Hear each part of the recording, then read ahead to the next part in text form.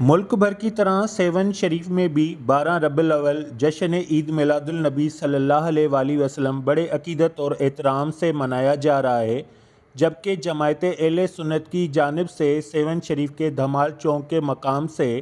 Rally نکال کر لبیک یا رسول اللہ کے نعروں سے درگاہ حضرت سکی لال شہباز قلندر رحمۃ اللہ علیہ کے گولڈن گیٹ صحن میں پہنچ کر جلسے گاہ پر علماء کرام اور نعت خوانوں نے حضور اکرم صلی اللہ علیہ وآلہ وسلم کی شان میں نعت شریف پڑھ کر انہیں خراج تحسین پیش کیا، جبکہ علماء کرام نے حضور اکرم صلی اللہ علیہ وآلہ وسلم کی زندگی پر خطاب کر کے ان کی سیرت پر روشنی ڈالی، اور اس کے علاوہ سیون شریف کے جماعت اہل سنت اور دیگر حضرات کی جانب سے ریلی کے دوران اور جلسے کے دوران لنگر نیاز اور سبیلوں کا بھی خوب اہتمام کیا گیا۔ رپورٹ ماجد علی قریشی، وش نیوز، سیون شریف۔